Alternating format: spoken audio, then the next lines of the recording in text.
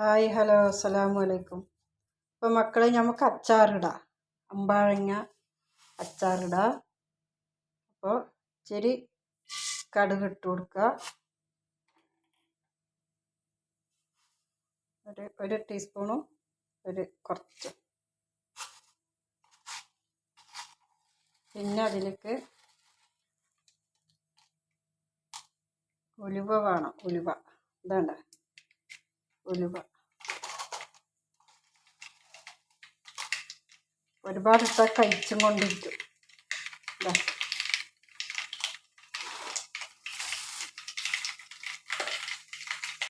ഇനി അതിലേക്ക് നമുക്ക് കറിവേപ്പില ഇട്ട് കൊടുക്കാം.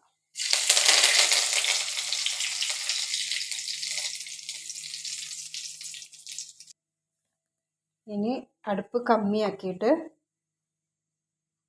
മുളക് പൊടി ഇട്ട് കൊടുക്കാം. മുളക് പൊടി ഇങ്ങനെ കൂനിച്ചിട്ട് എടുക്കണം കേട്ടോ.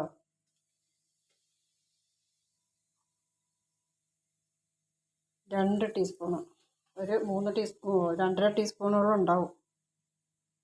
കുറച്ചും കൂടി ഇട്ടിട്ടുണ്ട്. എന്നിട്ട് ഇത് നന്നായിട്ട് ഇളക്കുക.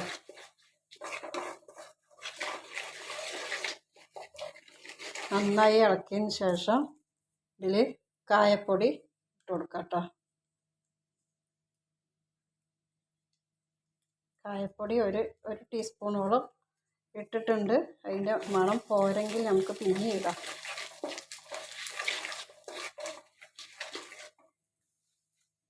പിന്നെ മെയിനായിട്ട് വേണ്ടതെന്താണെന്നറിയോ,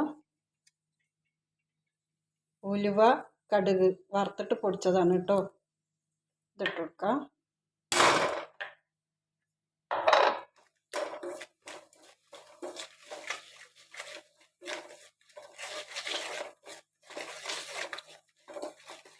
എരിവുള്ള മുളക് പൊടിയാണ്, പക്ഷെ മുളകിൻ്റെ കളറ് പോരാത്ത പോലെ ഉണ്ട്.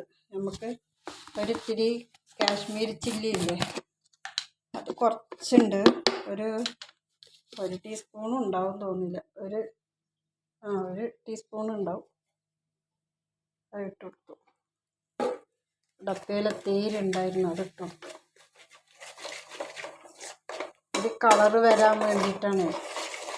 കളറ് വന്നാലല്ലേ നമുക്കത് അച്ചാറ് കഴിക്കുമ്പോൾ ഒരു ടേസ്റ്റ് വരണമല്ലോ.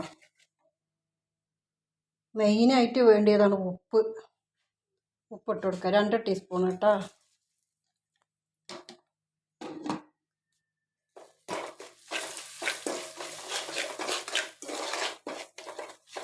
അടുപ്പൊക്കെ കമ്മിയാക്കിയിട്ടാണ് വെച്ചിരിക്കുന്നത്. ഇനി നമുക്ക് ഇതേ അമ്പാഴങ്ങാണ്ട് ഇട്ട് കൊടുക്കാം.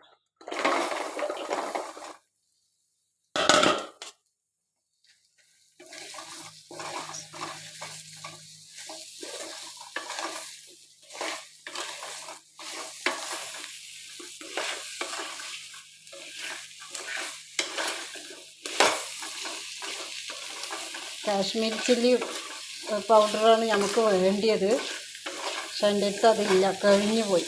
അപ്പോൾ അത് കാരണം ഞാൻ ഇതന്നെ എടുത്തത്. അമ്പാഴങ്ങ ചൂടാവാനേ പാടുള്ളൂ കേട്ടോ. എന്നിട്ട് നമുക്കതുകൊണ്ട് ഇറക്കി വെക്കാം, അടുപ്പ് ഓഫാക്കാം. എന്നിട്ട് സുർക്ക ഒഴിക്കണ്ടേ, സുർക്ക ഒഴിക്കുന്നത് കാണിച്ചു തരാം. ഇത് ഇളക്കി സെറ്റാക്കട്ടെ. അടുപ്പ് ഓഫാക്കി ഇനി ഇതിൽ നമുക്ക് സുർക്ക ഒഴിച്ച് കൊടുക്കാം കേട്ടോ. സുർക്ക ഇപ്പോൾ ഒഴിക്കണ്ട, ചൂടാറിയതിന് ശേഷം ഒഴിച്ചിട്ട് നമുക്ക് ഇതിലാക്കാം. ഉപ്പൊക്കെ കറക്റ്റാണ്, ഉപ്പൊന്നും കുറവില്ല, ഉപ്പൊക്കെ കറക്റ്റാണ്.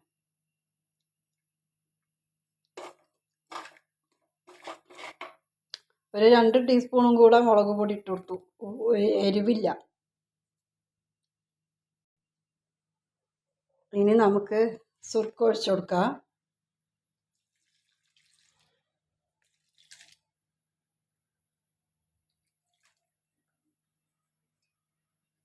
ഇനി ഇതിന് ടൈറ്റായി വരുമ്പോൾ നമുക്ക് കുറച്ചും കൂടെ ഒഴിച്ച് കൊടുക്കാം. അപ്പോൾ പുളിപ്പ് അധികം ഉണ്ടാവില്ല. ടൈറ്റായി വരുമ്പോൾ നമുക്കൊന്നും കൂടി ഒരിത് വേണമല്ലോ.